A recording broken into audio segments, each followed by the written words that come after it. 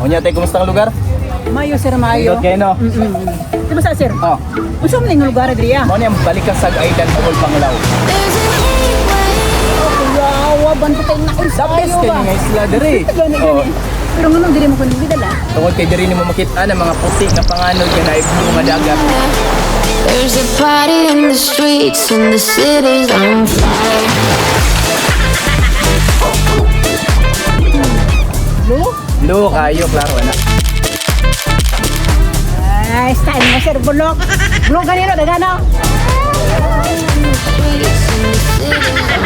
Maayong adlaw ka na itong tanan. This is John Ismael Babayap. This is Jania. Welcome to vlog 293. Unang update nato ang pag-congratulate ni Kong Babayap. Tungod kay nahimo siyang Vice Chairperson sa Committee on Appropriations. Dako kayo iyang role sa atong national budget ug makatabang siyang tutukan ang development sa unang distrito sa lalawigan sa Bohol. Proud gyud ta kayo kay unang termino pa lang niya ug gihatagan ug gitahasan na siya aning responsibilidad sa Committee on Appropriations. Congratulations, Kong Baba! Salamat kayo sa mga kaubanan sa pagsalig. Diretso na yun ta sa Committee on Visayas Development na dito mga kadagkuan sa TESDA. Ilabi na ipahingusgan dyan nato. Pusot-pusot na po ang mga graduations nato sa TESDA. At the same time sa pagpagdawat nato sa mga estudyante. Padayon ang ato mga road network development, road concreting, and of course naana po ni siya street lighting and drainage component. Gitrabaho nato ang Kabawan Tip-Tip Manga Road. Dako ni siya tabang sa pag-decongest sa traffic sa Tagbilaran City ug development nga barangay base. Excited na ko kayo aning kalsada usa sa pinakataas nga kalsada ang atong gikongkreto karong tuiga. As promised, ako yung gituman ang akong saad. Proud kayo mga Pilipino karon kay ning champion yun sa Washington DC, Alex Ayala. Congratulations!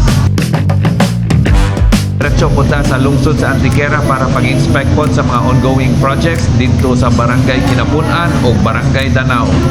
Diya ta karon sa lungsod sa Antiquera, Barangay Kinapunan kay puno gyud kayo og pangandoy mo na nagsugod na gyud kap ang ato ang multi-purpose covered court dinhi sa dugay kayo nga panahon makahimo na gyud tag isa ka dako nga pasilidad para sa mga activities sa barangay, dili lang sa sports activities kundi apil na pod mga kalihukan, apil na ang eskwelahan kap kay naaman diha pod ang eskwelahan dinha sa Atbang, so magamit na gini mga activities nimo pohon. So congratulations kay sugod na ang project. Salamat.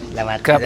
Diya gyapon ta sa lungsod sa Antiquera sa Barangay Danao, nagsugod na pod ang ilahang multi-purpose covered court. Dugay gihapon nga panahon wa sila nakahimo og isa ka covered court karon anay gwapo nga facility ang mga lumulupyo dinhi sa barangay. So congratulations sa mga lumulupyo dinhi sa Barangay Danao, lungsod sa Antiquera.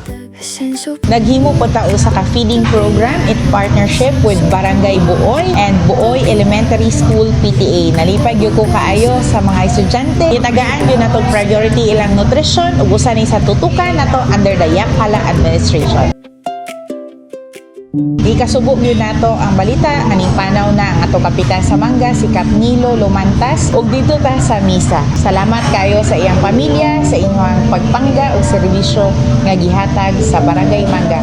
Kap Nilo, naon minimo and thank you jud kaayo sa imong serbisyo sa atong barangay sa Manga. Once again, condolences to the bereaved family. Personal ginaning turnover sa wheelchair dito sa lungsod sa Cortes ni Sir Rogelio Epe. Gi-recognize ang support sa Tagbilaran City dito sa Region 7 31st Police Command Relations Month. Salamat kayo, Regional 7 PNP, and congratulations, Tagbilaran City.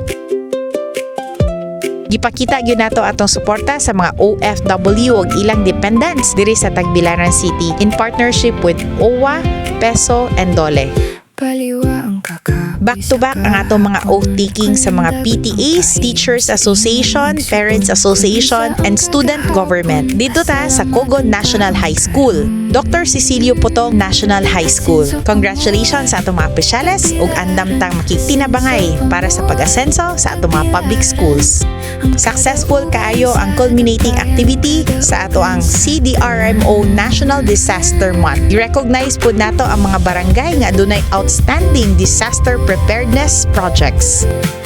Nimbisita nato ang bag-ong Regional Director sa BFP Region 7 ug ato pong gipasigarbo ang pinakanindot nga Tagbilaran City Fire Station. Gipakita po ni Kong Babayap ang iyang suporta sa pagdugang ug pagtukod sa mga fire station sa tibuok 1st District. After 20 years, nabalik na gyud diri sa Tagbilaran City ang Regional Taekwondo Competition. Congratulations sa tanan natong mga winners sa Region 7 Taekwondo Competition. Nag-turnover og blessing sa Loon Super Health Center. Diretso ta sa lungsod sa Corelia para sa ilahang turnover sa kalsada sa Kanangkaan. Ug ning support pud ta sa Cortes de la Paz Pickleball Tournament. Ug pa-congratulate nato sa lagi bag-o ang ilahang mga facilities dito sa lungsod sa Antequera. Ug ning tambong pud ta sa Loon sa Barangay Kansubayon sa ilahang assembly. Ang ato ang pagsuporta sa Barangay Madangog sa lungsod sa Calape pinaagi sa paghatag og libreng tupi, manicure, pedicure. Congratulations sa bag-o na pong business establishment nga ga-open sa Tagbilaran City diri sa Barangay Taloto. Bisitahon nato ang Borja Dental Care Clinic. At bang ni siya sa St. Peter. Congratulations, Doc Borja! Ug dinhi ko to bang ato ang vlog, Asenso Pamor D1. Asenso Pamor, Tagbilaran City at Kapunan.